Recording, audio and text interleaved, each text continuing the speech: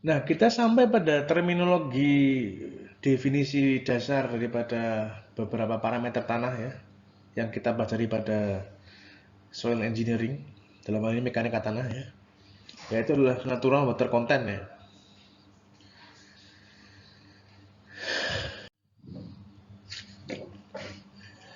Nah, natural water content ya, atau kandungan natural air ya, pada suatu volume tanah ini berbeda dengan tingkat saturasi tanah ya dalam hal ini. Nah, kandungan natural water content atau WN ya, ini digambarkan ya sebagai kandungan air pada suatu tanah ya. Dalam hal ini kita membandingkan massa air ya dibandingkan dengan massa solid tanahnya ya. Oke. Dikali 100% ya. Nah, rumus ini ya tidak serta-merta dapat digunakan secara langsung ya karena tentunya ya untuk mencari masa-masa ini ya kita perlu melakukan uji lab test ya uji lab test yang mana kita membutuhkan massa bulk ya dan massa solid airnya ya. Kalau ini kita jabarkan ya, rumus ini kita jabarkan akan seperti ini ya, dimana kita membutuhkan massa bulk suatu tanah ya, dikurangkan dengan massa solidnya ya, itu artinya apa? Massa bulk kurangi massa solid adalah massa airnya ya. Saudara ingat ya bahwa apa? Pada perhitungan Mektan ya, massa bulk itu adalah massa apa? Massa udara ya, massa udara mR ya, ditambah dengan massa solid ya, ditambah dengan massa air ya, M water. Dalam hal ini tapi karena massa udara itu sama dengan 0 ya, maka ini nggak kepakai ya.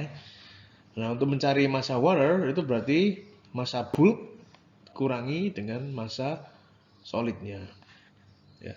Dan massa bulk ya, ingat massa bulk didapat daripada kita menimbang langsung sampel yang kita dapat di lapangan ya. Tentunya kita akan siapkan spesimennya terlebih dahulu ya, tapi secara filosofis itu adalah massa yang kita dapat langsung secara natural ya dari sampel itu. Gitu ya.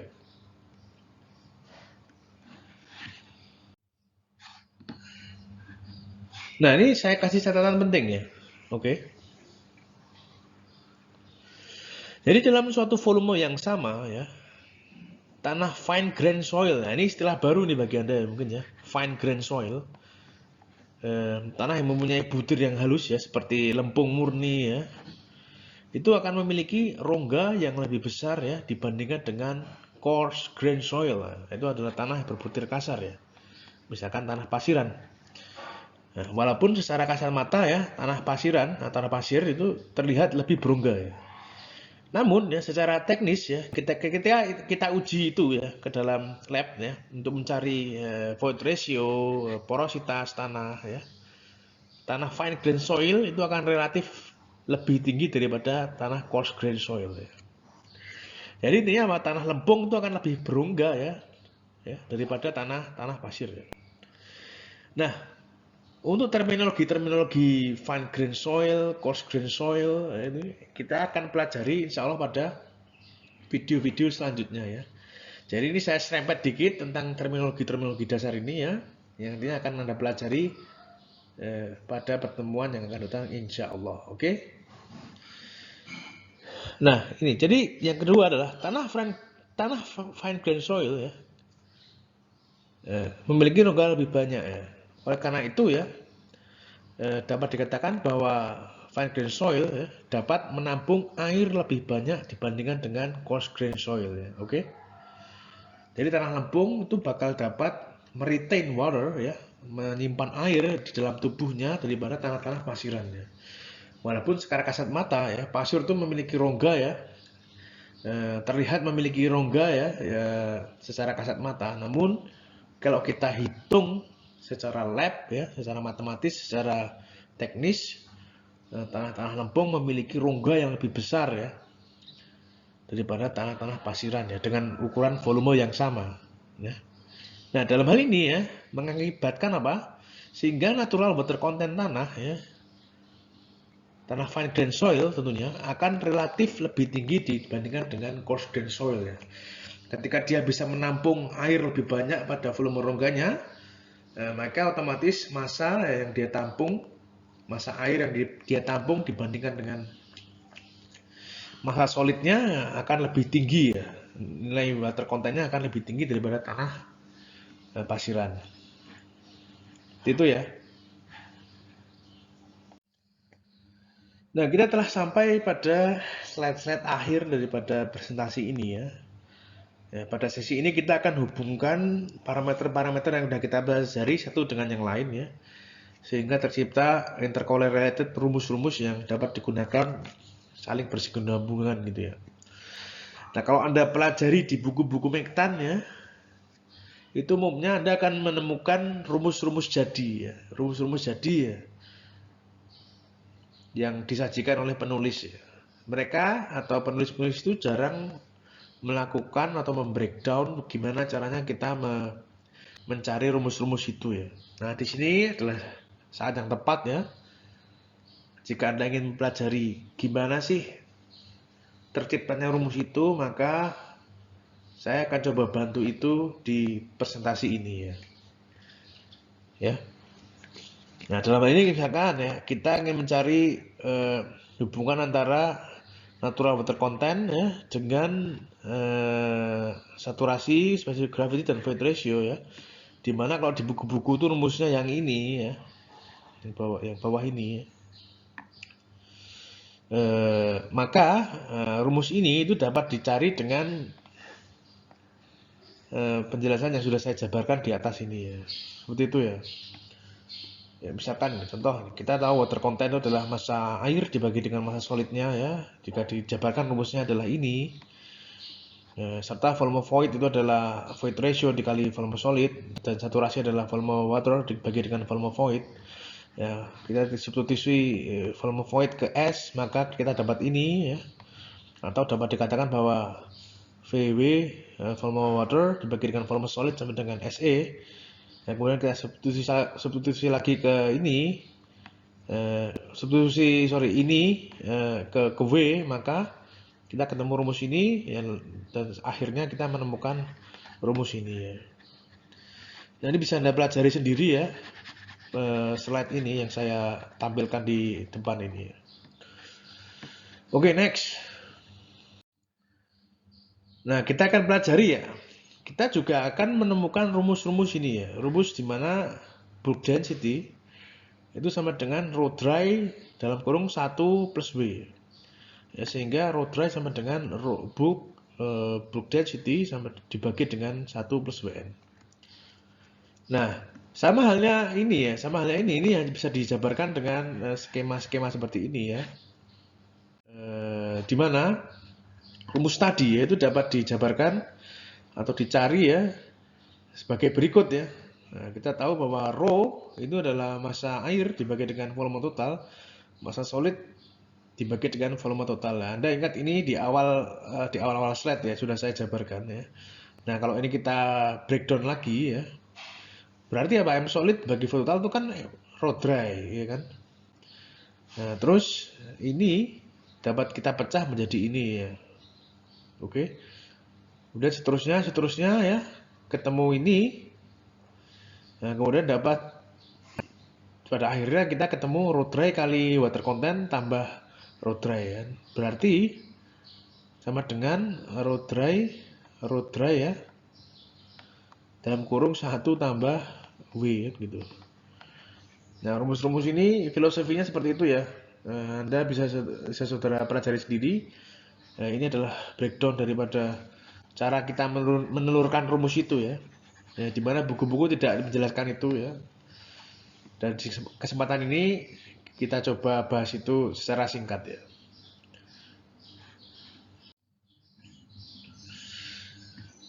Oke, nah kita sampai ke hubungan antara unit weight dengan void ratio, GS, degree of saturation, dan water content.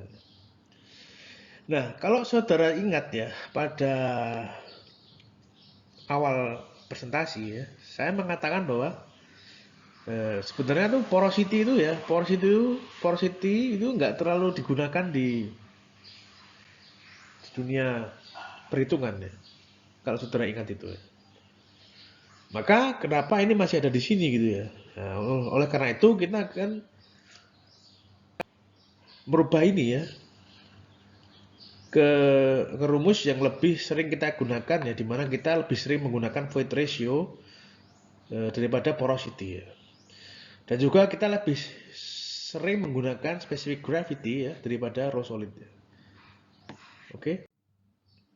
Nah, oleh karena itu ya, langkah pertama yang harus kita lakukan kita adalah merubah porosity ya menjadi void ratio ya. Kita akan mengkorelasikan porosity ke void ratio ya, di mana nilai porosity itu sama dengan void ratio dibagi 1E ya. Nah, rumus ini jika ingin Anda tertarik maka penjabarannya adalah yang di atas ini ya.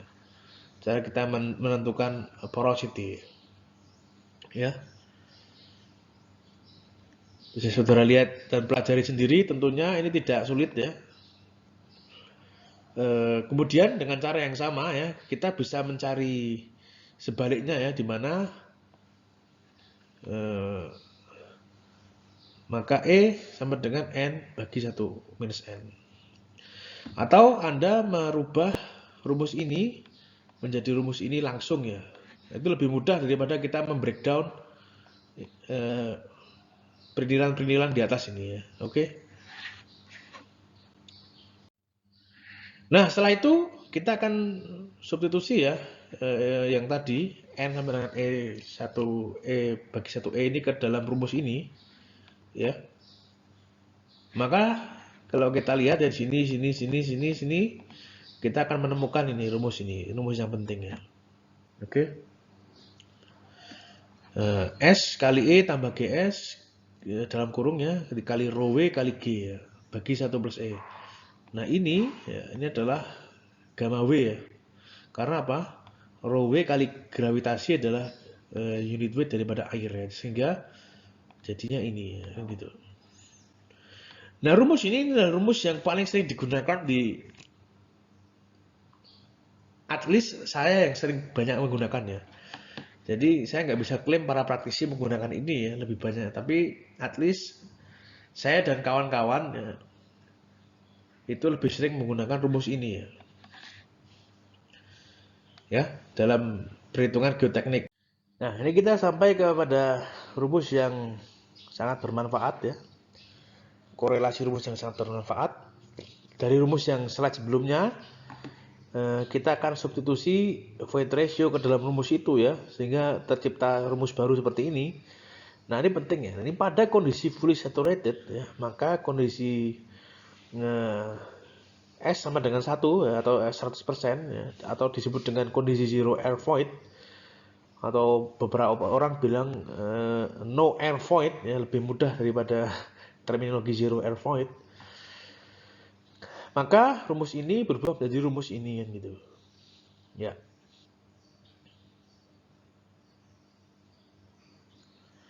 Dan juga dapat dijabarkan menjadi rumus ini, kemudian karena rho W sama dengan rho W kali G, maka rumus ini berubah menjadi rumus ini. Nah, rumus yang ini lebih, atau juga banyak digunakan di dunia praktisi ya, at least for me gitu ya. Karena rumusnya adalah korelasi yang sangat sering digunakan pada kasus tanah terendam air. Oke, saya akan kasih contoh konkretnya ya.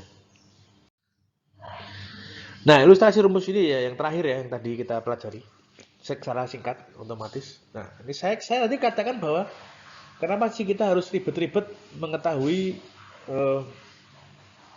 analogi box ya, analogi box yang tadi. Nah, karena analogi box tersebut adalah dasar-dasar di mana kita dapat memahami rumus-rumus korelasi ini. Sebagai contoh rumus terakhir ya, rumus antara unit weight untuk mencari unit weight ini ya. Nah, ini ada sebuah theoretical line ya, theoretical line ketika tanah itu terendam air ya, maka beratnya ya atau unit weight ya itu dapat diketahui secara singkat ketika kita sudah tahu nilai water content dan spesifik gravity-nya. Misalkan contoh, kita punya sebuah tanah ya dengan spesifik gravity 2,7 ya. Oke. Ternyata water content tanah itu misalkan 100 ya. Maka nilai berat terendamnya dapat diketahui secara cepat ya dari grafik ini ya. Ini 100 berarti beratnya sekitar segini gitu ya. Nah, garis teoretikal ini ya, ini didapat daripada rumus ini ya, dimana kita akan melakukan trial nilai water content ya dari 0 sampai terserah Anda ya 200 misalkan ya. Ini kan Anda masukkan ini 0, W-nya 0 ya. Y-nya 2,7, kemudian Anda akan mendapatkan grafik indah ini ya. Begitu juga dengan selain specific gravity 2,7 bisa juga specific gravity yang lain ya, misalkan 2 yang biru ini, kemudian 2,5 yang kuning ini. Oke. Jadi ini adalah korelasi water content dengan saturated unit weight ya. Nah, ini saya contoh kasih konkret ya. Di lapangan. Jika Anda melakukan tes ya, tes uji, misalkan Anda berada di suatu proyek ya, di mana Anda mempunyai lab test yang banyak ya, lab test yang banyak ya, terutama tentang saturated unit weight. Selama tanah itu terendam air ya, kemudian Anda tahu spesifik gravity-nya ya. Kalau Anda plot ya, plot di grafik yang Anda dapat daripada rumus ini, itu maka nilainya akan berhimpit pada teoretikal lainnya. Ini adalah keindahan yang Anda temui di geoteknik ya. Bisa saudara lihat yang biru ini adalah hasil plot data-data saya yang pernah saya lakukan di sebuah proyek ya. Kalau kita plot pada theoretical line daripada rumus ini, maka dia akan berhimpit.